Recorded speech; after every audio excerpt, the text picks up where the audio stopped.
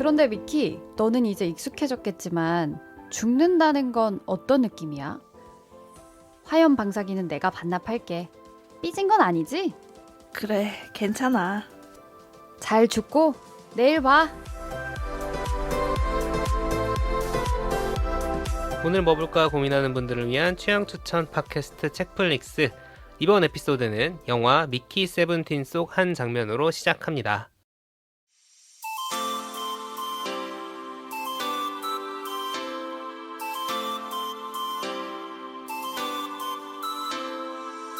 안녕하세요, 덕피디입니다. 오늘도 책플릭스 함께 만드는 두 분 나와겠어요.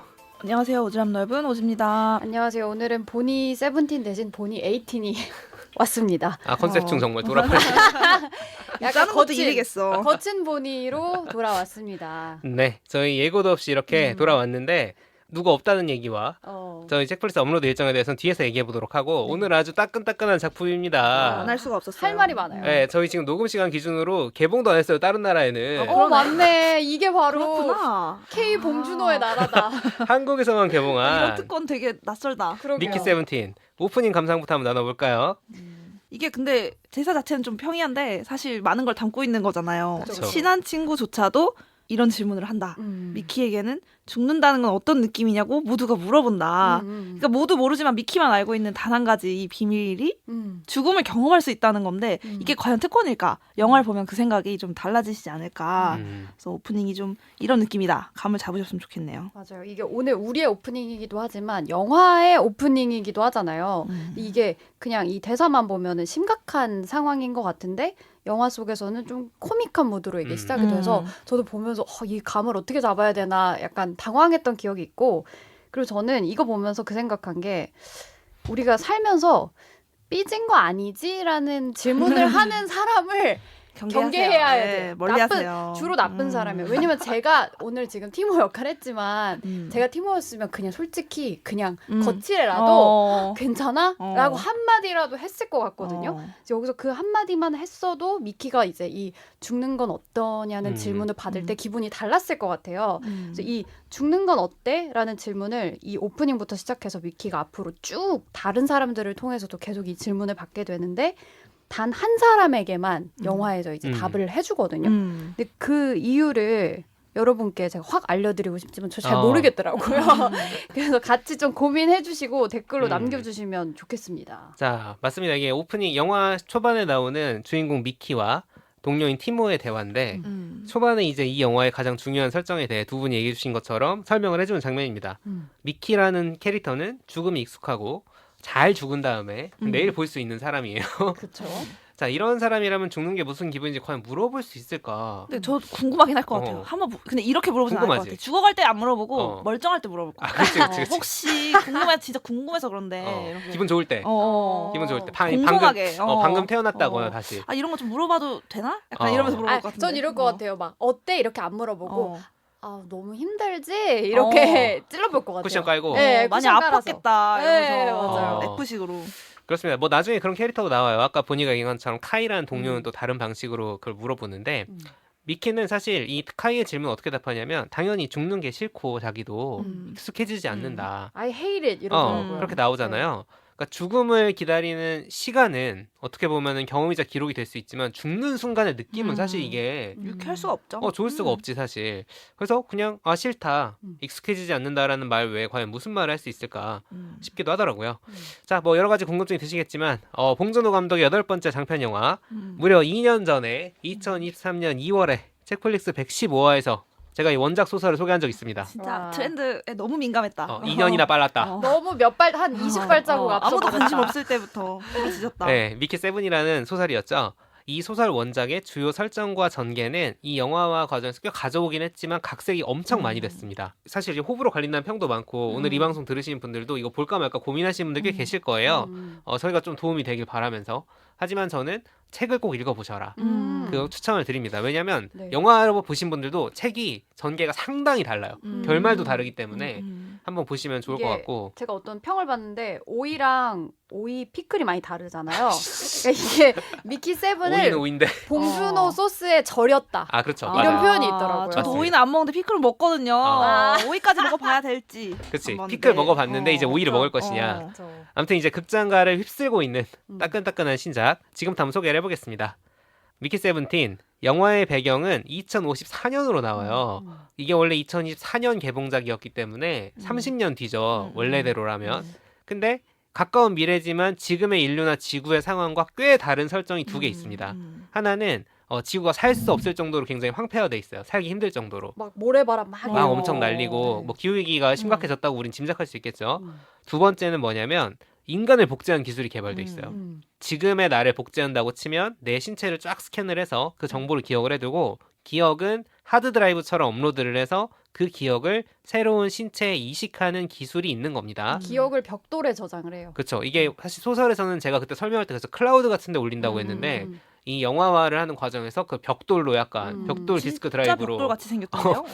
봉준호 감독이 만들었더라고요. 비인간화를 좀 보여주는 그런 음. 장치인 것 같아요. 그래서 우리가 이제 책플릭스에서 2020년에 다룬 팬데믹 6개의 세계라는 단편 소설집에 김초엽 네. 작가가 쓴 네. 최후의 라이온이라는 작품에 비슷한 설정이 있습니다. 제가 애정을 그거 소개했던 아세요? 기억이 나네요. 기생충에서 박 사장이 IT 회사 하잖아요. 아, 그 회사 이름 기억하세요? 그래서 이름이 뭔데? 어나더 브릭이에요. 이 봉준호 유니버스. 그래서 아. 거기에도 벽돌 설정이 나옵니다. 왜 이렇게 벽돌을 좋아하는 거야? 집착하지? 아무튼 그러게요. 그렇습니다. 대답해 주세요. 자, 이게 2054년이면은 멀지 않았는데 생각보다 사실- 멀지 않은 네. 미래. 멀지 않았어요. 사실 내가 말이 안 되는 살아있을 기술이죠. 때. 우리가 노인도 아니에요 어. 그때. 그렇죠. 대체 어떻게 가까운 미래에 그게 가능하냐는 질문 제껴두고 가능하다는 설정을 가지고 있는 거죠. 자, 그리고 아까 말씀드렸죠. 지구가 굉장히 살기 어려워졌다. 그래서 이제 우주에 새로운 뭔가 개척지를 찾아서 떠나는, 마치 일론 머스크가 화성을 테라포밍 하겠다라는 것처럼 그런 부동산 것들이 개발을 하러 떠납니다. 이루어지고 있는 상황입니다. 네. 여기까지만 들으면 되게 클리셰적인 흔하게 그렇죠. 볼 수 있는 설정 같거든요. 맞아요. 그렇죠. 자, 주인공인 미키가 어떤 사람이냐? 친구와 사업을 하면서 악덕 사채업자에게 돈을 빌려서 썼어요. 그러니까 마카롱 사업. 그렇죠. 너무 많이 앞서갔죠, 트렌드를. 그러니까 대만 카스테라에 이어서 어. 하지 말라는 거예요 식당을. 어. 내가 봤을 때 뚱카롱이었어 이거. 그냥 마카롱도 아니야. 뚱카롱이었을 것 같아. 맞아. 이런 디테일들이 있습니다. 근데 이 사업이 잘 안 되면서 목숨이 위협을 받는 상황에 놓여요. 왜냐하면 이 사채업자는 채무자가 빚을 갚지 못하면 아주 끔찍한 방법으로 전기톱으로 몸을 조각내서 죽이면서 그 장면을 촬영해서 보는 걸 즐기는 변태입니다. 그리고 채무자가 아무리 숨더라도 지구 끝까지 쫓아가서 잡아온다고 하니까 미키와 이 친구, 아까 그 앞에서 보니가 연기한 티모라는 티모. 친구, 여러분 성난 사람들이라는 드라마를 재밌게 보셨다면 스티븐 연 배우가 나와요. 미나리에도 나왔던 이 둘이서 지구를 떠나자 네. 라고 생각을 합니다. 우주 원정대에 지원을 하는 거예요. 설마 거기까지 따라오겠냐. 어. 지구 끝까지 온다고 하니까 지구 밖으로 나갑니다. 그렇죠. 근데 이 우주 원정대도 아무나 뽑진 않을 거 아니에요? 이 미키라는 캐릭터는 변변한 전문 기술이 있는 것도 아니다 보니까 사람들이 거의 지원하지 않는 익스펜더블이라는 직종으로 지원을 해서 지구를 떠나려고 합니다. 네. 자, 익스펜더블이 뭐냐? 인류가 우주로 나가서 정착하는 과정에서 기계로 대체할 수 없는, 하지만 사람이 하기에는 위험한 여러 작업이 있을 수 있어요. 방사능에 노출된 채로 뭘 고쳐야 한다거나 새로운 행성의 대기에 있는 바이러스를 이겨내려면 백신이 필요한데 그 백신을 개발하려면 일단 바이러스를 구해야 되잖아요. 그리고 인류의 인체에 어떤 작용을 하는지 판단이 필요하잖아. 그런 임상 실험체가 된다거나 하는 등등 기계로 대체할 수 없는, 인간이 해야 하지만 하면 죽는 일들, 그런 것들이 필요한 거예요. 이런 대사가 나와요. 익스펜더블이 되려는 미키에게 담당자가 당신이 죽을 때마다 우린 새로운 걸 배우고 인류는 진보합니다. 아니, 너무 세일즈를 잘했어. 명분이 근데 너무 좋아. 명분은 좋아. 좋은데 이 죽는 거잖아요. 일단. 그렇죠. 그리고 이 익스펜더블이라는 말이 사실 그 단어의 의미 그 자체가 소모품이라는 그렇죠. 의미가 있잖아요. 찾아봤어요. 네. 메리엄 웹스터 사전. 맞습니다. 쉽게 대체될 수 있고 지켜낼 가치가 없는 네. 이라고 돼 있고 뭐 면봉 같은 그런 네. 거죠. 네. 옥스포드 영어 사전에 뭐라고 돼 있는 줄 알아요? 거의 중요하지 않아서 버려지거나 파괴될 수 있는 이런 뜻이 익스펜더블이에요. 그걸 이- 명사화해서 쓰는 거죠. 이 용어만 보면 이 사업을 하는 입장에서 이 명분이 뭔가 숭고한 것처럼 포장하려는 사실 성의조차 없어 보이기도 해요. 그쵸. 난 너네를 막 쓸 거야. 대체시켜서 막 연구하는데 막 쓸 거야라는 거를 구태여 숨기려고 하지도 않는 것 같은 그러니까 느낌. 숭고한 인류의 뭐 전사 이렇게 표현하는 게 아니라 익스펜더블이라고 표현하는 거잖아요. 그러게요. 되게 노골적으로 그걸 얘기를 하는 것 그렇죠. 같아요. 1984 같은 그런 성의조차 없는. 자, 그래서 이 익스펜더블은 아무도 지원을 안 하니까 계속 죽어야 된다는 뜻이니까 미키는 이걸 지원을 해서라도 이제 전기톱에 썰려 나가는 것보다 낫겠다라는 생각으로 지원을 해서 이제 우주로 나가게 됩니다. 자, 여기서 밸런스 게임이 발생하죠. 네. 전기톱에 썰려 죽을 것인가? 그쵸. 아니면 익스펜더블이 돼서 지구를 떠나 우주에 갈 것인가? 네. 네. 아 근데 이거 밸런스 게임이라고 줬는데 이거 보니까 저희한테 줬는데 밸런스가 당장 죽느냐 나중에 죽느냐 아니에요? 우주에서 100번 죽기 대 톱으로 한 번 죽기. 방금 죽기. 톱을 한번 방금 죽기 죽기요. 이거잖아요. 이거 굉장히 밸런스 잘 맞지 그래? 않나요? 당장 죽기 아니면 영원히 나중에 죽기잖아. 근데 이제 사채업자가 톱으로 안 죽이면 좀 생각해 볼 텐데 톱이 조금 무서워가지고. 저도 톱이 걸려요. 아 그냥 고통 없이 죽을 수 있으면 지금 죽겠다. 보통 이렇게 그렇게 해봅시다. 선택하지 않을까요? 그치. 근데 고통 없이 100번 죽느냐 한 번 죽느냐 한 번 죽는 게 낫지. 그치. 아 근데 이게 조건부가 너무 많아. 조건이 많긴 한데 그래서 뭘 저는 선택하실 개인적으로 건가요? 저라면은 저는 익스펜더블이 될 것 같아요.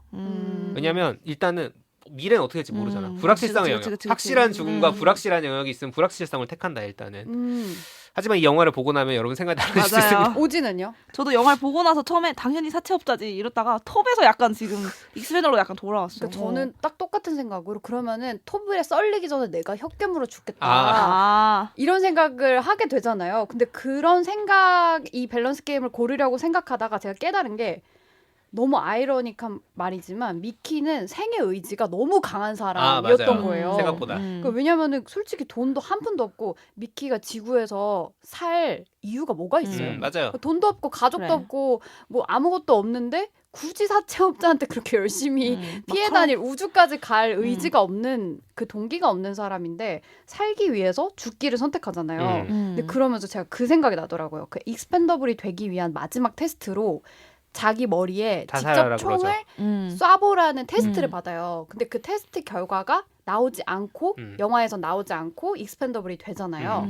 근데 이건 그냥 안 쏜 거죠? 제 뇌피셜인데 안 안 쏜 쐈을 거예요. 것 네. 같은 거예요. 안 쏜 거예요. 근데 안 쏜 사람을 합격시킨 거잖아요. 근데 그 말은 너무 살고 싶어하는 사람을 오히려 그 죽는 일에 적합한 사람이다라고 판단을 한 거죠. 왜냐면은 살고 싶어하는 사람이 아니면 익스펜더블로 막 2, 3 계속 프린트가 됐을 때 그냥 빨리 그냥 죽어버릴 것 같은 자원의 낭비가 거예요. 심해져요. 오 맞아요. 그냥 사람 뭐 찍어내는 것도 자원이거든요. 다 전기가 드는 일인데. 어. 막 바이러스 걸려서 죽을 것 같아도 그냥 빨리 죽어버려. 사람이 좀 살 의지가 있어야 그렇지. 오래 살아남잖아요. 그래서 생의 의지가 강한 사람이기 때문에 죽는 직업을 갖게 됐다라는 그 점이 슬펐습니다. 원작 소설에 보면은 네. 이 익스펜더블에 대한 설정도 훨씬 원작이 풍부하게 나오거든요. 거기는 뭐라고 나오냐면 자살은 생각보다 익스펜더블에게도 자주 있는 선택지가 아닌 게 생의 의지를 거스른 사람은 생각보다 없대요. 그 본능이라는 것들 때문에. 그래서 그런 설정이 나와요. 근데 이제 이 영화 한정으로 보면은 그 자살 종용하는 장면으로 보면 미키는 정말 살고 싶어 한다는 게 느껴지는 네. 그런 측면이 좀 있는 거죠. 그래서 결국 전 지구에 남아서 죽겠습니다. 아 그래요? 네. 독특한 친구네. 우주에 가기 무서워요. 저는 우주 보고 싶긴 해요. 궁금하잖아. 서로 다른 게 있네. 내 돈으로는 볼 수 없는 세계잖아요. 죽을 때 싶더라도 아. 우주 한 가서 번쯤 죽겠다. 보고. 알겠습니다. 알겠습니다. 아무튼 미키가 자살하면 영어가 안 되니까 미키는 일단 살아야겠으니까 익스펜더블이 되기로 한 건데 자 문제는 여러분 우리는 뭘 잘 읽어야 됩니까? 약관을 잘 읽어야 돼요. 약관을 안 읽어서 비극이 너무 많이 일어나. 엄청나게 험한 진짜. 일들을 당할 수 있다는 거를 사실 생각을 많이 안 한 거지. 이게 이제 미키의 허술한 성격도 보여줍니다. 그래서 뭐 얼마나 끔찍한 일까지 당할까 싶은데 온갖 생체 실험을 당하고 위험한 일을 하면서 무려 16번 죽은 상태에서 영화가 시작이 됩니다. 미키 세븐틴이에요. 그래서 그래서. 17호. 네. 미키 17호 17호가 된 미키. 거죠. 네, 이게 원래 소설에서는 세븐이잖아요. 10번 더 죽였어. 근데 10번을 더 죽었는데 보니까 그 생체 실험할 때 많이 죽더라고요. 더 많이 죽더라고요. 바이러스 네, 뭐 바이러스 하고 때문에 많이 막 죽어. 2, 3, 4, 5는 그냥 막 10분 만에 지나가고 다 이래요. 죽어버리니까 네. 그렇게 되는 거고 어쨌든 17번째 정도는 돼야 이제 고통을 충분히 겪은 미키다 아이고. 라는 설정이 있는 거죠. 자 그래서 어쨌든 어떤 행성에 도착을 했어요. 니프라임이라는 행성인데 굉장히 척박한 겨울 행성입니다. 그래서 일단 이제 인류는 우주선에 본진을 둔 채로 탐사대가 조금씩 나가서 행성에 대해 알아보는데 이 탐사를 나간 미키 세븐틴이 모종의 사고로 깊은 동굴 밑으로 떨어져요. 그 이제 오프닝 장면이 나오는 겁니다. 맞습니다. 당연히 죽은 줄 알았는데 안 죽었어. 근데 이제 그 티모라는 지구에서 같이 사업하다가 같이 이제 딸려온. 근데 이 친구는 운전면허를 되게 급하게 따가지고 비행사로 지원을 했어. 아주 좋은 생존 직군으로 능력 갑이에요, 어. 진짜. 얄밉고 얄미워요. 이 비행기 운전하는 동료가 와서 얘는 지구에서부터 생사를 같이 하는 애인데 쓱 보더니 아 너는 프린트 다시 될 수 있잖아. 그 프린트라고 하거든요. 미키를 다시 찍어내는 거를. 그러면서 너 구하러 가면 나도 위험하고 너무 깊은 곳에 떨어져 있으니까 잘 죽고 내일 봐라고 하고 가는 거예요. 그러니까 우리가 상식적인 생각을 하면은 구하려고 노력을 해야 되잖아. 그렇죠. 근데 진짜 그냥 쿨하게 잘 죽고 내일 봐 하면서 사람은 내버려 두는데 무기는 귀중한 자원이랍시고 가져갑니다. 가져가야 네. 왜냐하면 미키는 찍어낼 수 있지만 무기는 구할 수가 없거든. 너무 그 현실 행성에서. 같아. 네. 미키는 지켜낼 가치가 없는 일회용품이니까 이렇게 됩니다. 미키도 그냥 체념해요. 그러니까 너무 그 로버트 패틴슨 배우가 연기를 너무 잘한 게 너무 체념을 잘해. 프로 체념러야 맞아, 완전. 맞아, 어, 맞아, 맞아. 그래 하고 말아요. 맞아요. 나 그냥 내일 이렇게 태어나겠구나 또 다시 얼어 죽겠구나 여기서. 아니면은 이 행성의 원주민이라고 할 수 있는 크리퍼라는 생명체가 있는데 쥐며느리 닮았어요. 얘들이 콩벌레. 콩벌레 똑같아. 미키 주변으로 모여들어서 아 이제 잡아먹히는구나. 나 이제 몸도 안 좋고 하니까 라고 하는데 올레리 이 크리퍼들이 미키를 끌고 가서 동굴 밖으로 내보내줍니다. 그리고 어찌저찌 해가지고 미키 세븐틴이 기지로 돌아와요. 너무 힘들었으니까 이제 방으로 가서 딱 쉴 거 아니에요? 근데 옆에 다른 미키가 있습니다. 네. 이게 제가 저번에 여기까지 설명을 드렸어요. 맞아요. 미키 세븐 얘기할 때도 딱 봐서 오 도플갱어가 있는 거야. 서로 놀라요 서로. 왜냐하면 아까 그 화염방사기 가지러웠던 그 티모가 곳에 미키 세븐틴 죽었어요라고 보고를 보고를 했으니까 했죠. 새로 찍어낸 거예요. 네. 자, 이 미키 세븐틴과 에이틴의 차이가 꽤 재밌는데 이건 줄거리 소개 끝나고 네. 좀 더 얘기해 볼 수 있을 것 같고 어쨌든 둘이 됐습니다. 근데 이 세계에서는 인간 복제가 가능하긴 하지만 같은 인간이 2명 존재하면 안 돼요. 이건 윤리적인 문제도 있겠지만 이 인간 복제 기술을 활용해서 범죄를 저지르고 다니는 케이스가 있는 거예요. 그렇죠. 내가 사람을 죽였는데 알리바이를 딴 데서 만들고 있는 거지. 나의 복제 인간이. 그러다 보니까 멀티플이라고 부르는 이 현상은 발생 즉시 처단한다. 그러니까 하나만 없애고 끝이 아니에요. 세븐틴, 에이틴 중에 하나 죽어 이게 아니라 다 죽이고 기억까지 삭제해버립니다. 데이터까지 싹. 아예 소멸시켜버리는 거예요. 그러다 보니까 미키 세븐틴이랑 미키 에이틴은 둘 다 죽고 존재가 지워지게 되는 상황을 택할 것이냐 아니면 너나 나 둘 중에 하나가 죽느냐 이 문제가 되는 거예요. 처음에는 서로를 죽이려고 듭니다. 그러다가 이제 모종의 사건들이 이어지면서 야 그냥 어떻게 둘이 잘 지내보자. 먹을 것도 각자 반으로 줄이고 일도 각자 반씩 하고 죽을 것 같은 일 생기면 홀수 일에는 미키 세븐틴이 나가고 짝수 일에는 에이틴이 나가자. 이렇게 합의를 해요. 근데 이제 과연 잘 될까 싶은 거죠. 큰 사건이 하나 터집니다.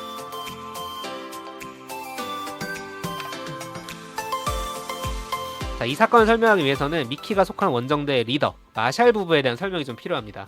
이 마샬 부부는 무능한 극우 정치인들에 대한 대놓고 풍자하는 캐릭터인데 남편인 케네스 마샬은 지구에서 무능한 정치인이었고 선거에서 졌어요. 그 다음에 에이씨 그럼 나 우주에 가서 나만의 사회를 만들겠어. 내가 그냥 독재할 거야 라고 이제 원정대를 꾸려서 우주로 가요. 그리고 케네스 옆에는 항상 와이프인 일파 마샬이 있는데 이 일파는 오리지널 캐릭터예요. 원작이 없습니다. 그래서 보고 있으면은 이 일파가 더 본체 같아요. 더 지능캐. 더 지능캐고 오히려 케네스가 조종당한 느낌을 주긴 하죠. 뭔가 이들은 왜 제가 극우 정치인이라 그랬냐면 대놓고 막 이런 얘기를 해요. 퓨어하고 화이트한 인류만의 세상을 만들겠다. 더 그 우월한. 우월한. 그래서 맞아요. 우생학의 논리를 네. 거의 그대로 반복을 하고 되게 관종스러움과 포퓰리즘에 의존한다거나 뭐 시스템 이런 거에는 존중 이런 거 하나도 없는 사람들이에요. 그리고 혐오를 되게 무기로 삼는다든가 등등 그런 게 있는데 케네스는 누가 봐도 트럼프예요. 그러니까 마크 러팔로가 연기를 했는데 민주당 지지자잖아요. 그래서 오히려 잘한 것 같아. 되게 제스처나 맞아요. 말투나 이게 그 똑같아요. 그리고 트럼프랑 굉장히 비슷하다고 생각했던 포인트가 또 미디어를 활용을 너무 활용을 잘해요. 겁나 잘하죠. 계속 그 카메라맨 자기 연출하는 사람을 데리고 아. 다니면서 위대해 보이는 연출을 그렇죠. 좀 중요하게 생각하는 모습을 보입니다. 그래서 이제 케네스 마샬의 지지자들은 빨간 모자를 쓰고 다닙니다. 맞아요. 너무 노골적으로. 노골적이죠. 물론 봉준호 감독은 인터뷰에서 이건 대놓고 내가 누구 특정한 건 아니고 그냥 과거의 여러 정치인들을 연상할 수 있게 만들었다라고 너무 하긴 했지만 특정해요. 은근히 내포하려는 시도조차 안 해요. 그냥 대놓고 하는 느낌이 들어서 이게 맞아. 보시는 분이 눈치채지 못할 수 없게 근데 깔아놨더라고요. 그거 아시죠? 심지어 그 암살 시도 장면이 나오잖아요. 아. 비껴나가는 게. 그쵸. 저는 이건 너무 노골적이다라고 생각을 했거든요. 여러분 이거 촬영 전입니다. 그러니까요. 전이래요. 저도 그거 알고 너무 촬영은 놀랐어요. 그 트럼프 대통령 피격 사건 전이에요. 전인데 너무 비슷한 장면이 연출이 그렇죠. 됐어요. 네. 그래서 케네스는 누가 봐도 트럼프에 대한 풍자고 1파는 원래 소설에서 없는 캐릭터를 창조하다시피 한 건데 뭐 옛날에 뭐 동남아시아에 있었던 독재자 부부라거나 한국 정치 뉴스에 관심이 있는 분이라면 누군가 떠오를 법한 인물이에요. 아무튼 이들이 거의 독재와 다름없는 수준의 권력을 그 커뮤니티 안에서 누리고 있습니다. 원정대 안에서. 근데 케네스가 관종기 넘치는 포퓰리스트라 그랬잖아요. 근데 또 쇼를 해요. 미디어를 활용해서 그 같이 이제 온 개척대 안에서 막 식당에서 막 스튜디오 차려놓고 쇼를 하는데 지금 이 행성에 정착한 뒤로 아직 먹을 것도 제대로 못 구하고 있는 상황인데 어디서 크다란 바위를 하나 가져와서 레이저로 그걸 딱 반을 가르더니 자 여기에 여러분의 이름을 새길 겁니다 라고 하면서 막 쇼를 해요. 너희들은 선구자야 막 이러면서 개척자야 이러면서 그러고 있고 그런데 그 바위 안에 아까 미키를 구해줬다고 했던 그 원주민. 크리퍼의 새끼 2마리가 있었던 거예요. 한 마리가 먼저 나오는데 이걸 갑자기 보니까 사람들 난리가 나죠. 왜냐면 일부 탐사대는 나가서 본 적은 있어요. 경험한 적은 있지만 미제 생명체고 약간 인류에 공격적이라고 생각을 하고 있는 상황인데 그리고 어떤 바이러스가 있을지 알 수가 없으니까 막 방호복 입고 잡아야 하고 난장판이 벌어지는데 이 아수라장이 펼쳐지는 상황에서 미키 세븐틴과 미키 에이틴이 멀티플이라는 게 밝혀집니다. 네, 그 드러나요. 같은 공간에 존재하게 되죠. 2명 있네라고 하는 거야. 그래서 이 난장판이 수습된 이후에 미키 세븐틴과 에이틴 그리고 이 상황을 알고 있던 미키 애인 나샤라는 캐릭터까지 모두 감옥에 갇혔습니다. 갇힌 상황에서 크리퍼가 한 마리는 죽어요. 2마리 중에 한 마리는 잡혔거든요. 그러다 보니까 이 크리퍼 무리들이 이 인류가 거주하고 있는 우주선 주변으로 엄청 몰려들기 시작해요. 저 그 장면이 사실 너무 감동이었던 게요. 구하러 온 거잖아. 그러니까 그 인간들은 모두가 겪어야 될 고통을 한 사람한테 몰빵하고 있잖아요. 그렇죠. 근데 크리퍼는 딱 그 장면에서 한 크리퍼가 겪는 고통을 모두가 그렇죠. 나누는 거예요. 맞아요. 맞아. 엄마부터 애까지 다 같이 다 왔어. 왔어요. 다. 그러니까요. 온 종족이 다 모여가지고 이제 전운이 감도는 상황이에요. 맞아요. 근데 뭐 그렇다고 막 대놓고 공격을 하고 이런 건 아니고 그냥 빙빙 돌고 근데 있는 거야. 돌아다니기만 해요. 무서워 근데. 무섭죠 당연히. 인류 입장에서 얼마나 무섭겠어. 개체수도 사람보다 훨씬 많아요. 영화관 바닥이 막 지진이 나던데 막. 그 4D로 제가 봤어? 돌비관에서 봤어. 아 저는 돌비 눈알이 애트모스관. 전 눈알이 터질 뻔했어요. 큰일 날 뻔했네. 자 아무튼 그래서 케네스 입장에서는 야 이거 전쟁이다 라고 하면서 쟤네들 독가스로 다 죽여 하고 있는 상황인데 이제 아내인 1파의 제안으로 미키 세븐틴과 미키 에이틴의 목숨을 가지고 일종의 게임을 시작합니다. 이 상황에서도 거의 장난을 치더라고요. 도박을 걸더라고. 게임을 해요. 미키 세븐틴이나 에이틴 몸에 폭탄을 둘둘 감은 다음에 그 크리퍼들 무리에 내보내고 너네 중에 저 크리퍼의 꼬리 100개를 먼저 수집해온 쪽은 살려줄게. 왜냐면 이 1파라는 캐릭터는 소스에 집착을 하는데 소스 집착 사람. 소스를 그 크리퍼의 꼬리로 만들어요. 이상한 사람이 아무튼. 이 쥐꼬리 되게 한국적 레퍼런스 아닐까요? 그럴 수도 있지. 아. 그래서 이제 둘을 내보내요. 내보냈는데 미키 세븐틴은 이 크리퍼들과 만나본 적이 있잖아요. 자기를 구해준 애들이잖아. 그래서 인류에 대한 애정보다 내가 볼 때는 얘네에 대한 애정이 좀 더 있어. 거기 이제 마마 크리퍼라고 부르는 가장 이제 우두머리라고 할 수 있는 가서 야 너네 여기 있으면 안 돼. 좀 있으면은 저기 인간들이 너네 다 독가스로 죽일 거야라고 설득을 막 합니다. 그런데 오히려 크리퍼들은 아니 우리가 맘먹으면 너네가 다 죽어 라고 하면서 어떤 힘을 보여줘요. 자 여러분 이 영화는 돌비관에서 보십시오. 돌비 추천. 네, 사운드가 굉장히 중요합니다. 어떤 힘을 보여주는데 이제 미키 세븐틴은 이거 진짜 인간이 죽겠는데? 라는 거를 얘는 알고 있는 거야. 얘는 알게 되는 거예요. 그래서 야 그럼 너네 딜을 하자. 어떻게 하면 그냥 갈래? 라고 하니까 이제 마마 크리퍼가 조건을 얘기합니다. 자 지금 너네가 데리고 있는 우리 애기 데려와. 그리고 하나 죽었잖아. 너네도 하나 죽어. 그러면 우리 그냥 갈게. 라고 이제 얘기를 해요. 자 그래서 이 뒤에 어떻게 될 것인가? 이거 이제 이게 대단원이에요. 대단원. 클라이막스 액션씬으로 가게 되고 일단 이제 이거는 영화를 보실 분들 재미를 위해 남겨두고 오지와 보니가 준비한 얘기하면서 좀 더 스토리 뒷부분을 풀어드릴 부분이 있을 것 같기도 한데 여기까지 듣고 자 이제 영화를 볼지 말지 고민이 되실 거 아니에요? 일단 저희가 전반적인 감상평을 좀 알려드려야 좀 판단하기 쉬우실 것 같아요. 저 같은 경우는 무난한 오락 영화였다. 네. 왜냐면 기생충이 전작이었으니까 기생충처럼 보고 나와서 아씨 내가 뭘 본 거지? 이건 그런 없어요. 느낌은 없어요. 맞아. 이미 제가 원작을 근데 봐서 그런 건지 아니면은 다른 사람에게도 그랬는지는 저는 두 분 평가가 좀 궁금하고 이게 온갖 재밌는 영화적 장치들을 즐기다 보면 시간이 되게 훌훌 가거든요. 맞아요. 2시간 순식간에 지나가요. 그 로버트 패틴슨이 연기를 너무 잘했어요. 맞아요. 익스펜더블은 이제 뭐 사회 최하위 계층 노동자들 떠올리게 하고 아까 말씀하신 것처럼 크리퍼라는 원주민인 동시에 이주민에 대한 그렇죠. 그러니까 자기가 생각하는 인류의 범위 안에 있지 않은 사람에 대한 혐오나 뭐 이런 것들을 보여준 캐릭터기도 하고요. 신자유주의 비판인 동시에 극우 포퓰리즘 정책에 대한 비판이 아주 직설적으로 담겨 있습니다.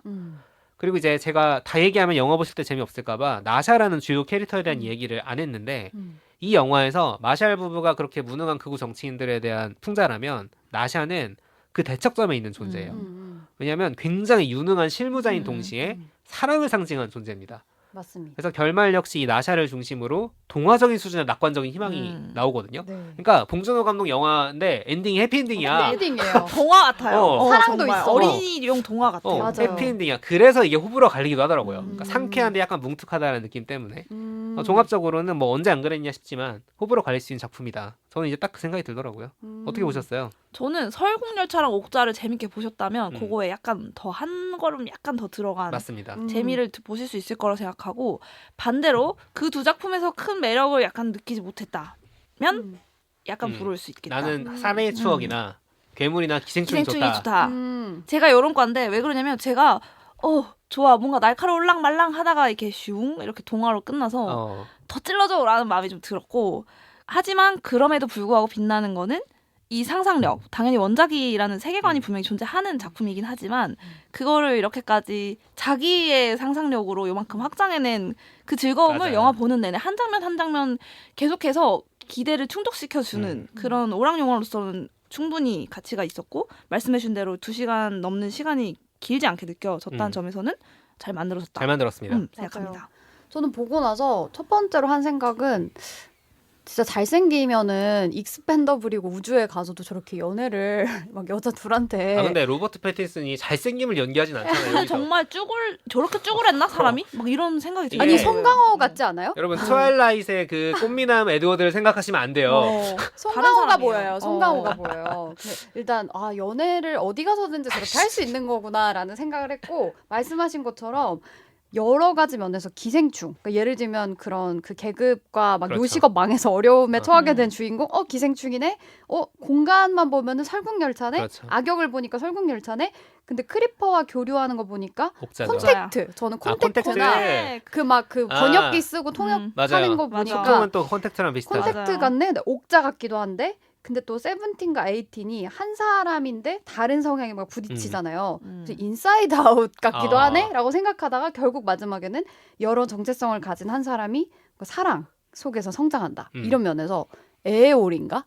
이런 생각도 에에올 생각도 많이 나죠. 하게 맞아요. 됐고 우리가 다뤘던 그 두 사람의 인터내셔널 기억하시죠? 그렇죠. 저는 딱 이 장면이 생각이 나서 그 책에서 이걸 가져왔는데 그때 그 주인공 진주가 마트에서 쏜살 배송 그 재고를 포장하고. 준비하는 일을 하거든요. 근데 그거를 그 니콜라이가 그거 사람이 하는 거야? 라고 물어봐요. 근데 그때 진주가 진짜 어이없어서 그럼 사람이 하지 누가 해? 라고 물어보는데 이게 현실의 익스펜더블이 이 진주 같은 그렇죠. 사람들이겠구나라는 생각을 해서 제가 그동안 재밌게 봤던 여러 작품들을 이렇게 부분 계속 떠올리게 하는 그런 영화여서 사실 이 영화 자체가 주는 몰입감이 기생충만큼 크진 않았지만 이런 확장들이 레퍼런스들을 되죠. 확장하는 면에서 재미가 있었습니다. 서브스턴스 생각도 많이 나요.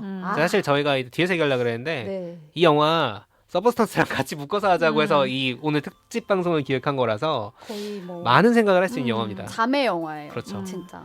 뭐 들어보시고 이제 판단을 좀 해보실 수 있을 것 같은데 저희가 조금 더 저희가 재밌게 본 포인트를 중심으로 뒤에서 이야기를 한번 좀 풀어보도록 하겠습니다.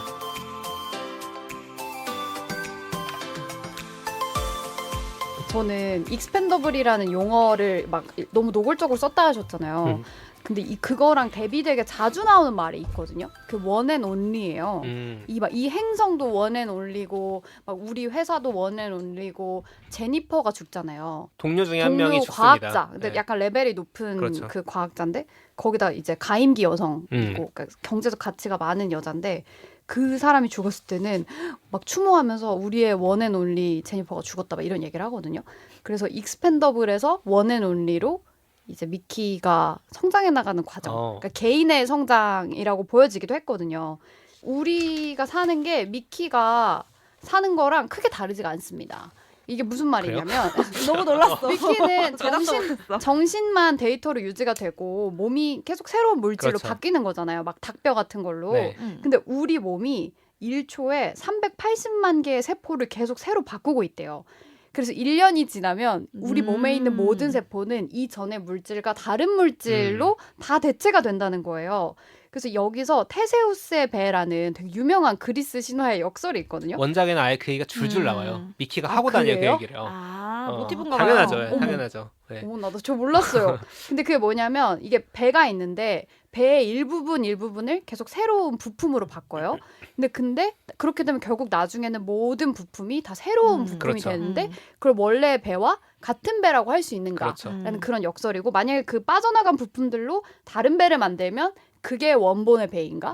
뭐 이런 질문이거든요. 그러니까 이 물질이 우리를 이루고 있는 물질은 지금 실시간으로 계속 바뀌고 있는 거잖아요. 미끼처럼. 근데 그런 면에서 봤을 때 언제부터의 내가 지금까지 연속성 있는 같은 그렇죠. 자아인가? 라는 질문을 드림으로써 여러분이 자아를 정의하는 기준을 알고 싶었습니다. 그래서 여러분의 지금 현재 나이를 기준으로 대략 몇 년 전부터 그 몇 살부터의 내가 지금의 나와 같은 인간이다라고 느끼시는지 딱 찾아내셨다면 그걸 가르는 기준이 뭔지 그렇죠. 그걸 물어보고 싶었어요. 저는 근데 이거 되게 깔끔하게 말할 수 있는 게 저는 결혼하고부터라고 말하거든요, 보통. 근데 저는 되게 단순하게 저의 삶의 모양새가 달라지면 생각하는 것도 좀 달라지죠. 라이프 스타일도 달라지기 때문에 저라는 인간이 약간 이게 본체가 바뀌진 않지만 버전 1.1에서 버전 1.2, 1.3 이렇게 바뀌는 느낌이거든요. 그럼 지금은 오지 몇이에요? 지금 그거 숫자 세보진 않았는데 오지 16 정도. 최소 제가 30살에 결혼했는데 결혼한 이후가 좀 동질적으로 그나마 유지되고 있는 것 같고 중요하죠. 그 전을 생각해봤거든요. 이 좋은 질문이었다고 생각하는 게 세포가 달라지는 걸 기준으로 우리가 나를 정의하진 않잖아요. 그쵸. 그렇게 따지면 물리적인 그 생물적인 나이는 같은 한 살의 차이라도 삶이 얼마나 바뀌냐에 따라서 다른 내가 되는 거잖아요. 그쵸, 지금 생각해보면 예를 들면 27살에서 28살이 됐을 때 취업을 했어요. 근데 그 한 살의 차이는 정말 약간 삶의 큰 차이를 가져왔기 때문에 다른 나로 기억이 되거든요. 초등학교 3학년과 6학년의 차이는 다르지. 그렇죠. 근데 그쵸. 내가 지금 그 입사 초반부터 지금까지의 나는 시간적으로는 한 살에 비해서 훨씬 많은 시간이 흘렸지만 질적으로는 되게 비슷한 느낌. 그렇죠. 가깝게 느껴져요. 마치 방금 말씀하신 대로 초등학교 5학년에서 6학년은 별로 차이가 없을 수 있지만 초등학교 6학년에서 중1은 정말 엄청난 큰 차이죠. 맞아. 그게 맞아요. 그때그때 다른데 19살에서 20살 돼서 이제 성인 되면 또 천지개벽 일어나고 막 그런 느낌이라서 저는 되게 인생마다 좀 누군가는 출산을 겪는다거나 누군가는 가까운 사람의 상실을 경험한다거나 이런 이벤트들이 발생할 때 그게 딱 편집점이 된다고 생각해요. 저는 그걸로 아마 구분이 좀 됐던 것 같아요. 저도 기준을 먼저 생각을 해봤어요. 디테일하게 따지면 30분 전에 나와 지금의 나도 다르지. 그만큼 노화가 됐을 것이고 세포는 바뀌었을 테니까. 근데 같은 상황을 주면서 너 A야 B야 의사결정을 했을 때 지금의 나와 같은 결정을 할 값이 달라지면 다른 사람. 그럴 경우면 전 정말 진짜 본질적인 차이까지 갔을 음식 취향 이런 거 말고 그러면 전 대학교 3학년입니다. 꽤 오래 전이에요. 오래 묵었네? 꽤 오래 정확히 묵어요. 기억하시네요. 네, 그 왜냐면 기준을? 그때 전과 했거든요. 그때 전과를 했는데 전과가 중요한 게 아니라 뭐였냐면 그때 이제 제가 원래 사범대 교사하려고 사범대 영어교육과에 갔다가 이제 교육학과로 전과를 하고 이제 대학원에 가겠다 결심을 한 다음에 그걸 실행을 했는데 이쪽이 좀 더 뭔가 안정적인 미래가 좀 더 정해져 있고 길이 보이는 그리고 좀 더 확실한 길이었다면 더 하고 싶은 일, 더 어려워 보이는 데를 선택한 게 그때였어요. 근데 지금도 그럴 것 같다. 그러니까 지금 내가 가지고 있는 과제가 있잖아. 내 삶의 과제. 그거를 걔한테 줘도 똑같이 할 것 똑같은 같아. 답이 나올 거다. 근데 그 전에 나는 달랐을 수 있어요. 전 남태령 사건 얘기하실 줄. 남태령 저번에 얘기했잖아. 근데 그것도 이거의 연장선이에요. 네, 어떻게 보면은. 와, 저도 비슷해요. 저도 사실 결혼 전후 29살 정도부터 지금까지 같은 사람인 것 같거든요. 근데 그 이유는 그때부터 친한 사람들이 지금까지 동일해요. 그러니까 그 전까지는 대학교 때 막 이렇게 애매하게 알던 사람들하고도 꾸준히 좀 만났던 것 같은데 그 이후로는 나이가 들어서 그런 건지 잘 안 만나고. 결혼하면 정리돼요. 그렇죠. 그러니까 회사에서 친한 사람들, 뭐 그냥 개인적으로 친한 친구들, 혹은 가족들 이런 관계들이 그대로 그때부터 고정돼서 와서 저는 그럼 나의 정체성을 이렇게 정의해주는 게 결국 가까운 관계들이 아닐까라는 생각을 하게 되면서 이게 그러면서 미키도 생각해보면 계속 물질이 달라지고 막 미키 17, 18 이렇게 싸우는 거 보면 다른 사람인 것 같기도 하잖아요. 그렇죠. 근데 그 모든 1부터 17까지 동일성을 유지해주는 사람이 나샤잖아요. 그러니까 그 나샤와의 관계와 애정이 결국 한 사람의 정체성을 살리고 마지막에 얘를 살려주는 그런 역할을 한다고 생각해서 내 주변에 있는 관계들에 내가 역설적으로 나도 그들을 정의해주고 그들도 나를 정의해주는 게 아닌가라고 이 질문에 스스로 답을 하다가 깨달았네요. 이 질문이 왜 중요하냐면 영화에서 미키 세븐틴과 에이틴이라는 두 명의 미키가 있잖아요. 두 명의 미키가 있는데 원작과 이게 상당히 다른 설정입니다. 그 두 사람의 차이조차도.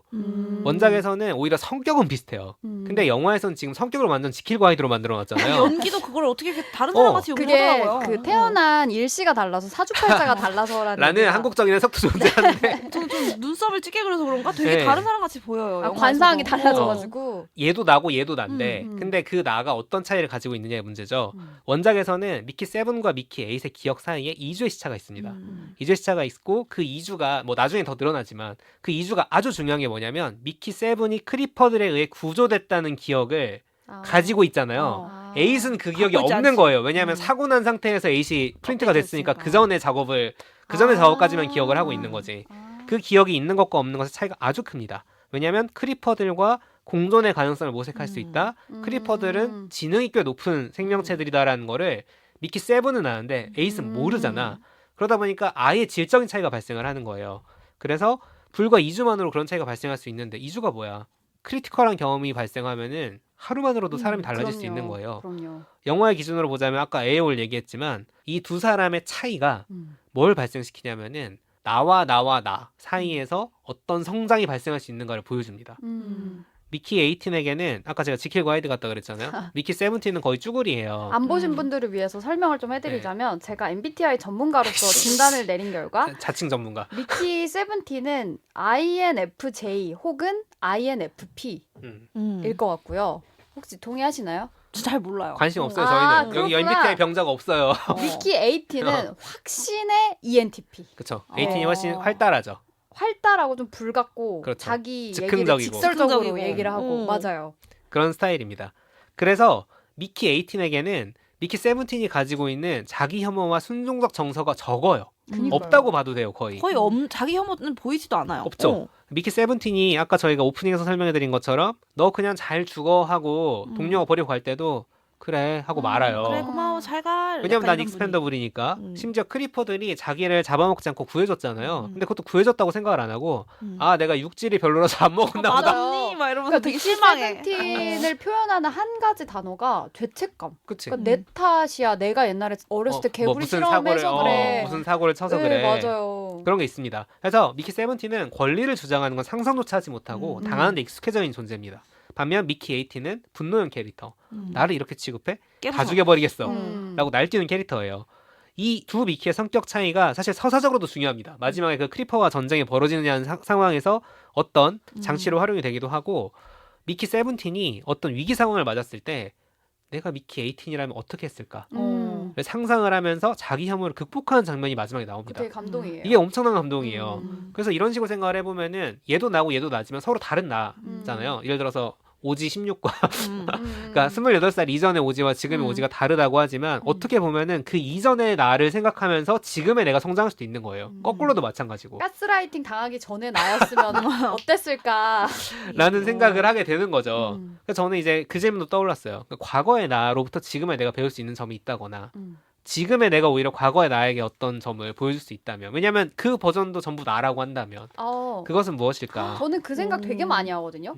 이제 30대가 넘으면서 막 이렇게 구리게 살고 막 게으르게 살 때 와 진짜 제가 초등학교 때 써놓은 글이 있어요. 30살의 내 모습은? 이렇게 써놓은 게 있거든요. 벌써 철퇴 맞았다. 진짜 허무맹랑할 정도로 완벽한 삶을 살고 있어요. 그 글에서 막 애가 둘이에요 벌써. 근데 그건 이미 글렀지만 어쨌든 그때 내가 지금의 나를 봤을 때 너무 실망하지 않게 살자라는 게 생각을 해요. 동기부여가 많이 되더라고요. 근데 난 너무 비관적인가? 과거의 나로부터 지금 내가 뭘 배울 수 있을까? 뭐라 써놓은 줄 알아요? 없음. 내가 지금 가장 완전한 버전이다. 난 항상 내가 항상 지금 성장 중. 최적화된 최고의 버전의 나다라는 생각 갖거든요. 이게 좋죠. 육체적으로는 전혀 그렇지 않죠. 육체적으로는 전혀 그렇지 않고 슬픈 지금 얘기야. 꺾였는데 정신적으로나 감정적으로나 이제 관계 맺는 방식에 있어서는 저는 과거의 나는 배울 게 없어요. 애가 안 됐어. 물론 이제 좋은 점은 뭐랄까 모르니까 할 수 있었던 것들은 맞아요. 있어. 맞아. 그게 내가 그걸로부터 뭘 배울 수는 없더라도 몰랐기에 할 수 있는 선택들이 지금의 날 만들었기 때문에 어떻게 보면 서로 이제 물고 물리는 관계지만 저는 최적화된 나라는 생각 덕분에 자신감 있게 살아갈 수 있어요. 그거 중요하다고 생각해요. 저도 비슷한 생각을 했었는데 제가 아까 대학교 3학년 시점에 제가 비슷한 의사결정을 할 거라고 했잖아요. 근데 그 전후로 또 다른 게 뭐냐면 그 전에 저는 사람 사귀는 걸 엄청 좋아했어요. 만나는 걸. 지금 저렇게 전혀 그런 사람 아니죠. 저는 지금도 꽤 좋아해요. 아니, 자기는 아니라고 그렇진 생각하지만. 근데 저는 확장을 낯선 사람을 있는 자리에 거의 가지 않고 뭐 사람을 만나더라도 몇 년은 알던 사람들이랑 뭐 그치. 모임을 더 한다거나 하는 걸 택하지. 근데 그 전에는 그냥 여러 사람을 만나서 그 새로운 사람에게 뭔가 느끼는 호기심이나 새로운 이야기 그런 걸 되게 좋아했단 말이에요. 그것을 우리는 그냥 노화라고 피곤해서 그래. 나이 들어가는 거니까 라고 생각을 하는데 저도 이제 오지처럼 생각을 해봤을 때는 그때는 내가 약간 비어 있어서 약간 다른 사람들과의 관계에서 그걸 채웠던 것 같은데 그리고 지금은 오히려 그때 정도로 관계에 의존적이지 않은 게 더 완성회로 나도 생각을 하거든. 근데 너무 내 세계가 축소됐나라는 생각을 할 때면 대학교 1학년 때 내가 보면 너 왜 이렇게 만나는 애만 만나? 라고 지금은 나한테 할 것 같은 거야. 그거를 생각을 하면서 뭔가 낯선 관계와 가까워질 필요가 있을 때 용기를 내보자 라는 생각을 가끔 할 때가 있어요. 아무튼 그런 식으로 나와 나 그 나의 여러 버전의 내가 있는 거고 그게 다 내가 겪어온 일이니까 어떤 공통점은 있는 거잖아요. 네. 그로부터 우리가 뭔가 배우고 성장할 수 있다라는 생각도 이 영화를 보면 충분히 할 수 있고 결국에 사실 미키라는 아까 테세우스의 배 얘기를 했잖아요. 미키라는 이 일관성을 유지해주는 거는 나샤와의 관계이기도 하지만 나샤는 미키가 원일 때부터 사귀었던 애인이기 때문에 그렇죠. 근데 동시에 기억 결국 이 영화도 그렇고 원작도 그렇고 기억이 가지고 있는 기억이 결국에는 일종의 정체성과 연관이 돼 있는 부분을 굉장히 잘 보여주고 있습니다.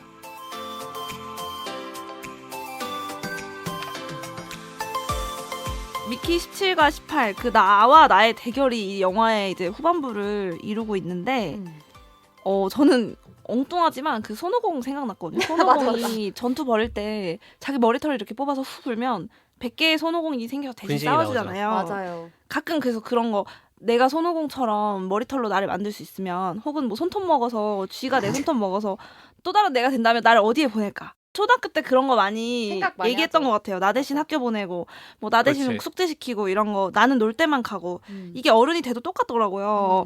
그래서 내가 예를 들면 나 대신 똑같은 미키 혹은 오지 2호, 3호를 만들 수 있어. 근데 나는 집에서 누워있을 수 있어. 그러면은 걔 혹시 나 대신 보내고 싶은 상황이 두 분 있으세요? 난 정말 이 자리는 누가 좀 가긴 가야 돼. 근데 내가 가기 싫어. 이런 근데 자리들. 이거 회사는 빼야지. 회사는 너무 디폴트니까 회사는 너무 회사 디폴트니까 빼고 빼야 되는 거죠. 노동하는 나 이거는 이제 여담이지만 세브란스 단절이라는 애플 오리지널 드라마를 보면 이게 나와요. 일할 때 나랑 일하고 퇴근한 나의 기억을 단절시켜서 오, 재밌다. 내 기억 속엔 일한 기억이 없는 거야. 어머. 그래서 출근 전까지랑 퇴근 이후의 삶만 나는 사는 거야. 그럼 막 기생충 조여정 사모님처럼 해맑아요? 그 일한 기억이 해맑아요. 없는 사람은? 해맑고 대신 출근하는 사람은 퇴근하고 다시 출근이야. 이 어머. 사람은 퇴근 이후 삶이 없어. 그래서 이게 서비스를 구입한 사람은 행복하지만 일하는 자아인 나는 지옥에 갇혀 있는 거예요. 근데 거의. 그 자아도 나잖아요. 그러니까요. 그거를 이제 다룬 그런 윤리적인 그래서 이 사람이 탈출하려고 되게 그렇죠. 노력하고 막 자기를 자해해서 병원에 데려다 달라 이런 식으로 하면 본체가 처벌 허용을 해요. 나 일하는 자아를 더 과중한 업무를 주고 더 페널티를 줘도 된다. 이런 식으로 이 윤리적인 문제와 그다음에 일하는 자아도 나아다라는 얘기를 하는 드라마가 생각이 나거든요. 이거 그래서 서브스턴스랑도 정말 비슷한 정말 비슷한 비슷해요. 개념이에요. 저도 여기 어. 이 질문에 서브스턴스 얘기가 나오는데 처음에 이 질문을 받았을 때 저는 내가 최근에 고통을 느꼈던 경험을 떠올려 봤거든요. 근데 첫 번째 진짜 그거 써 있어요. 스케일링 너무 훌륭하다. 제가 세 가지를 스케일링 나도 받아야잖아. 세 가지를 그렇네. 써놨는데 1번 필라테스, 2번 치과, 3번 피부과라고 써놨어요. 근데 이 세 가지를 나 대신 받고 하라라고 하려고 생각해보니까 모두 공통점이 그럼 안 육체로 되겠네. 고통을 그러니까. 느끼는 거잖아요. 그래서 결국 내 분신이 나 대신 필라테스 하면 거기에만 근육 생겨. 그러니까. 거기에만 치아 좋아지는 게 좋아져. 거기에만 그러니까 결국 이 고통은 다 이제 내가 해야 몸이 되네. 좋아지는 걸로 연결이 되는 거라 그러면 제 분신만 서브스턴스처럼 몸이 막 더 좋아지는 거예요. 예뻐지겠네. 걔만 예뻐지고 막 치아도 좋아지고. 안 되겠다 그건. 그래서 그러면은 우리가 이렇게 정신이 완전히 아이덴티컬하게 똑같다고 해도 분신이라는 게 어쨌든 물리적으로 신체가 두 개 있다는 거잖아요. 그러니까 몸을 단련하는 종류의 일은 못 시키겠다. 너무 괴로워도 오늘 그치. 필라테스는 내가 내가 가야겠다. 가야지. 라는 생각이 들고 대신 딱 좋은 게 생각났어요. 놀이공원 갈 때 나 대신 여기저기 줄을 다 세워놓는다. 그리고 맛집 줄, 카페 줄 동시에 세워놓고 저 완전 비슷해요. 제일 먼저 자리가 나면 거기로 간다. 요거를 전 시키겠습니다. 저 완전 비슷하게 저 무슨 줄 알아요? 비행기 탈 때다. 좋다, 버스 좋다. 탈 때다. 버스 이게 탈 때 왜? 그러니까 멀리 가야잖아. 이동할 때 이동하는 거를 스킵하고 싶어요. 그럼 저는. 걔만 가잖아. 자기는 못 가잖아. 그렇네. 이것도 몸에 있네. 이 사람 이 질문 던져놓고 너무 그렇네. 설정을 생각 안 한 거 아니? 그러니까 요는 뭐냐면 시간을 그냥 죽이는 일. 그렇지. 시키고 싶다는 이게 거죠. 옛날에 옛날 영화인데 클릭이라는 영화 있었거든요. 클릭 있죠. 싫어하는 순간만 빨리 리모컨으로 감기 빨리 할 수 돌리는 있는 거. 비행기 이런 거 빨리 감기 어. 하고 싶거든요. 저는. 그렇구나. 그러면 저랑 같이 맛집 줄 서세요. 이거 지금 나만 되게 진지하게 생각해왔네. 궁금해요. 저도 진지하게 생각했는데. 아니 이게 결국에는 아까 두 분이 얘기한 게 되게 중요한 게 내 몸으로 그렇네. 뭔가 하고 있는데 나한테 물리적- 남는 게 없는 것 같은 시간이잖아요. 고통은 강하고 그걸 생각을 하면은 근데 어차피 몸이 두 개니까 그 몸에 남는 건 내가 어떻게 한 게 의미가 그렇네. 없어. 그래서 저는 뭘 택했냐면 가족들과 시간을 보내라고 할 것 같아요. 뭐야? 근데 저 있어요. 저도 이게 왜냐면 이게 뭔 명절에 슬픈 나 얘기야. 명절. 그렇지. 그러니까 저는 가족들이랑 일정 시간 이상 지나면 스트레스가 쌓이는데 서로 워낙 다르니까. 어쩔 수 없죠. 그죠? 근데 내가 생각하는 건 예를 들어 10시간인데 그쪽이 20시간을 기대하면 서운함이 발생한단 말이야. 그러면 그 나는 10시간 10시간만 채우고 빠지고 아. 나머지 애가 10시간을 채우면 그러면 나는 나대로 둘 다 행복하잖아. 둘 다 그 둘 다 치사랑에 행복하고. 닿지 않고. 그렇지. 근데 가족도 행복해지잖아. 똑똑하네요. 그래서 나 어제 막 혼자서 이거 도대체 뭐야 하다가 대박이다. 왜 저도 썼다 씌웠거든요. 시댁 가는 날. 그럼 되게 비슷하게 남편이 듣고 있을 텐데 남편 사랑해, 시댁 사랑해. 근데 우리는 그런 자녀가 어려운 없지만 자리에, 애기 봐주는 육아하는 것도 시키면 되게 그것도 되겠네. 반씩 나눠야죠. 아. 왜냐면 나도 아이와의 교감이 필요하니까. 필요하니까. 이제 복제 시대 두렵지 않아. 두렵지 않다. 과연 그럴까? 어. 아무튼 그렇습니다. 분신을 나 대신 보내고 싶은 자리. 뭐 이런 생각도 해볼 수 있다. 사실 익스펜더블도 그런 거잖아요. 이렇게 하나의 몸이 죽었을 때 똑같은 기능을 이어받을 어떤 대체품인데 이게 멀티플이 되면서 꼬이는 건데 이런 제안을 해요. 막 우리 둘 다 죽으면 안 되니까 나눠 가지자. 그러니까 너가 홀수 당번해. 내가 짝수 당번할게. 밥도 나눠 먹자. 심지어는 애인도 나눠 가질 기세예요. 그쵸. 거의. 애인도 그걸 딱히 싫어하지 않아. 애인은 심지어 애인이 2배가 됐어 이러면서 좋아해. 좋아하잖아. 네가 이 세상에 2배라니. 그러면서 나샤적 사고. 이 삶을 나눠 가지려는 이야기들을 해요. 근데 그러면 24시간 혹은 이제 있던 이 시간을 내가 반반으로 나눠서 살 때 이런 복수의 내가 내 인생을 이렇게 나눠 가지는 게 가능한가? 라는 질문이 드는 거예요. 아무리 논리적으로는 가능할 수 있죠. 어떤 업무들이 이제 정상적으로 돌아가고 뭐 밥은 모르겠어요. 밥은 좀 배고프지 않나? 하여튼 그런 상황인데 저는 이걸 기억의 문제 그 이상이라 생각이 들어요. 왜냐면은 기억만 똑같이 이어진다고 했을 때 내가 50% 나눠서 산다고 해서 그 인생이 100이냐. 이거는 불완전한 인생 두 개라는 생각이 드는 거예요. 그걸 나라고 부를 수 있느냐부터 이제. 그쵸. 그게 나냐부터 이미 사실은 많은 질문들이 생겨나는 지점인데 저는 그렇거든요. 제가 예를 들면 내가 머리털 뽑아서 만든 오지 2호가 예를 들면 오후 시간을 살아. 난 오전만 살게. 피곤하니까 누워있을게. 넌 오후를 살아라. 근데 그 오후 시간 동안 그 오지 2호가 어떤 선택들을 하고 그다음에 어떤 관계를 맺고 또 이 세상과 어떤 방식으로든 상호작용을 할 거 아니에요. 그렇죠. 내가 감각을 하기도 하고 세상에 어떤 흔적을 남기기도 하고 이게 다 합쳐져서 그게 나라는 거를 만들고 내 삶을 계속해서 굴려나가는 건데 미키 17, 18 혹은 19, 20, 21을 다 합한들 한 명의 미키의 삶이라고 말할 수 있을까? 말할 수 없을 것 저는 아니라는 답이 좀 나오더라고요. 그래서 아까 그 대신 보내고 싶은 자리들 농담 삼아 물어봤지만 사실은 그 고통도 우리가 솔직히 다 맞아요. 직접 겪어내야만 내 삶이 되는 거잖아요. 스케일링도 하고 내 치아에 스케일링하고 내가 싫어도 내가 그 싫음을 감수하고서라도 가족과 시간을 보냈다는 선택 같은 게 중요한 거죠. 그렇죠. 맞아. 그 시간을 참아낸 나 혹은 참아내지 못한 나가 거기서 평행 우주가 갈라지는 거고 그래서 아마도 여기서 미키들이 이제 17, 18호 뿐만이 아니라 성격들이 좀씩 다르고 이런 묘사들이 있잖아요. 이렇게 약간 다른 인격체인 것 같은 힌트를 주는데 이 17, 18호가 만약에 계속해서 공존했다고 하더라도 이들이 정말 정확하게 50대 50으로 나눠서 가졌다고 하더라도 아마 이들은 가치관도 다르고 관계 맺는 그 친구들과의 어떤 또 혹은 애인과의 관계들도 다 달라지고 각자 느끼는 기쁨과 슬픔의 그런 일종의 레퍼런스랄까요? 그들이 삶의 기쁨과 슬픔을 느끼는 지점들도 달라질 거고 결국에는 완전히 분열되기 시작하지 않을까. 종국에는 두 명의 사람 되지 않을까. 저는 그런 상상이 좀 됐어요. 얘기를 듣다 보니까 그런 생각이 드네요. 이 미키의 세계관에서는 인간 존재의 본질과 필요 충분 조건이 그 몸, 물질과 정신, 데이터다라고 전제를 하고 이걸 하는 거잖아요. 근데 얘기를 듣다 보니까 그 모든 시공간 속에서 무한히 변화하는 것 자체가 우리 존재의 본질인 거라는 생각이 드네요.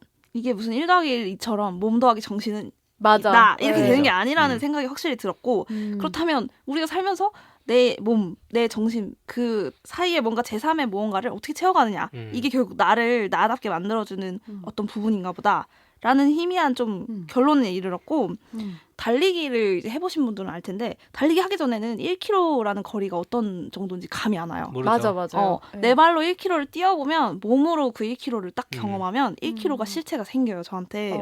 근데 이렇게 미키처럼 나눠서 살자. 이게 쉽게 던진 얘기지만 이거는 마치 한 10km짜리 마라톤을 내가 5km씩 뛰고 완주했다라고 말하는 셈이 아닌가. 근데 10km를 이해할 수 없죠. 둘 다. 그렇죠. 둘 다 그러면 10km를 뛴 게 아닌 거예요. 5km짜리 불완전한 레이스만 두 개가 생겨버리는 거고 혹은 각자의 10km를 결국엔 뛰겠죠. 그래서 저는 사실 멀티플 뭐 이런 문제가 아니었어도 계속 순조롭게 1, 2, 3, 4, 5, 6, 100호까지 갔어도 결국 그 이어달리기에 불과했지 않았을까. 이어달리기죠. 이게 자기의 완주가 아니고 바톤 터치하면서 그 부분만 결국 살다가 가게 되는 게 되지 않을까 해서 저는 그래서 아까 그 사채업자 얘기할 때 그래 뭐 우주 가서 그렇게 불완전한 삶을 살아 사채업자한테 죽자 하다가 그 톱이 톱이 좀 어렵더라고요. 토비 고통은 한순간이야. 톱이든 뭐든. 한 번 죽고 화끈하게 내 삶 딱 완주하면 되지 뭘. 그래서 비록 이제 몸이라는 어떤 한계에 우리가 갇혀있긴 하지만 그 몸 너머에서 나를 나답게 만드는 거를 계속해서 찾아내야만 내 삶이 온전해지는구나. 맞아요. 이걸 좀 느낄 수 있었던 것 같아요. 그래서 치매가 무서운 병인 거죠. 나를 잃어버리는 잃어버리니까. 과정이기 때문에. 그러게요. 그 원앤온리라는 용어가 쓰일 때 항상 되게 경제적 가치가 크고 권력이 있는 사람들한테 쓰이거든요. 근데 결국 마지막에 미키는 그런 게 없이도 원앤온리한 그렇죠. 존재가 되잖아요. 근데 말씀하신 것처럼 몸과 정신 사이에 저는 외부의 자극에 대한 우리의 반응, 나의 감정이나 선택 이런 것들이 나를 원앤온리로 만들어가는 것 같다. 그래서 잘 모르겠다. 잘 살고 있는지 모르겠다. 갑자기 모르겠다. 반성하시네요. 네, 맞아요. 내가 뭐 나와 벽돌만 남은 거지. 내 늙은 몸과 나의 맞아요. 벽돌 하나만 남은 거지. 맞아요. 나이가 들었을 때 그 벽돌과 몸만 남은 그 삶은 아니었으면 좋겠다라는. 아, 그렇죠. 네. 자기가 자기를 어떻게 생각하냐가 되게 중요한 부분이라고 생각도 좀 들어요. 자, 이렇게 보시면은 저희가 미키 세븐틴 봉준호 감독의 영화 뭐 역시 신자유주의 비판 뭐 정치에 대한 비판이 하지만 이 영화의 설정과 이 영화에서 재밌는 지점은 전부 다 자아에 대한 얘기입니다. 그래서 조금 뭐 사회적인 메시지 너무 좀 피곤하지 이렇게 생각하실 필요 없어요. 그냥 영화를 보시면 좋을 것 같고 그리고 원작을 저는 정말 강력하게 추천드립니다. 읽어봐야겠네요. 네, 그 원작이 훨씬 더 이런 세계가 많이 담겨있고 이런 철학적 고찰이라거나 이런 재밌는 질문 던져볼 수 있는 그런 설정들이 훨씬 풍부하기 때문에 영화 보시고 영화 괜찮았다 하시는 분들은 제가 볼 때 무조건 읽으셔도 되고 네. 영화가 별로긴 했는데 이 익스펜더블이라는 설정과 저희가 방금 나눈 얘기가 좀 흥미로웠다 하시는 분들은 책을 찾아보시면은 좋을 것 같습니다. 그래서 이거 보고 나서 저희 거 듣고 나서 보실 분들을 위해서 제가 생각할 과제를 좀 몇 개 가져왔거든요. 숙제도 주는 거야? 왜 숙제를 드리냐면 제 머리로 이게 해결이 잘 안 돼가지고 댓글로 답을 달아라. 일단 첫 번째는 소스의 의미에 대해서 좀 여러 가지로 좀 어렴풋이는 있죠. 알겠지만 여러분들은 뭘로 생각하셨는지가 궁금하고 저는 그걸 보면서 이 우주선에서는 생존과 바로 직결되지 않는 일들은 다 사치로 여겨지잖아요. 근데 그거의 가장 대표적인 두 개가 이 미키의 연애 그리고 소스 만들기 일파의 소스 만들기인 것 같아요. 그래서 두 가지 그 사치의 종류에 대해서 그 의미가 어떤 것인지 같이 생각해봐 주셨으면 좋겠고 이 얘기도 사실 할 얘기 한참인데 그리고 또 되게 중요한 그 아이템이 그 차가 나와요. 캐모마일 차처럼 보이는 그 맞아요. 카이의 차. 그리고 마지막에 딱 그거 들고 있잖아요. 카이가. 그래서 카모마일 차의 의미도 좀 같이 해석을. 여러분 들어보시면 아시겠지만 지금 이제 안 보신 분들은 저거 뭔 헛소리야라고 하실 정도로 굉장히 디테일한 설정입니다. 디테일한 설정이 많이 나오는데 괜히 봉테일이 아니에요. 생각해볼 게 많아요. 생각해볼 게 진짜 많아요. 맞아요. 그래서 그런 얘기들을 지금 보시고 그리고 요것도 끝까지 기억해 주세요. 그 해리포터 오마주가 나옵니다. 요 오마주는 이제 그 보니 피셜. 제피셜. 이거 오마주 했다라고 어디서 밝힌 적은 없는데 그 벽을 이렇게 막 치고 들어가는 장면이 있거든요. 4화 뭐 4분의 3년 전 해가지고 그게 해리포터 오마주라고 생각하고 구글링을 해봤는데 안 나오더라고요. 그래서 여러분들은 이거 오마주가 맞다고 생각하시는지 판단해 주세요. 쉽게 말하면 떡밥이 굉장히 많다. 떡밥 너무 많아. 온갖 걸 던져놨다. 수 있는. 던져놨다라는 뜻입니다. 맞아요.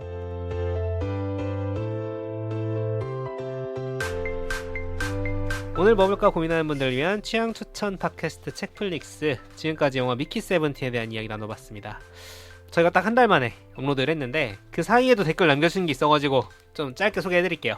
유튜브에 아바타 스타님 팟캐스트로 입문해서 정주행 중이에요. 입담이 너무 재밌어서 설레는 마음으로 출근합니다. 더 좋은 콘텐츠 많이 만들어주세요. 출근길 메이트. 출근을 설레게 만들다니 이거 대단한 거 아닌가요? 대단하다. 우리도 못하는 일.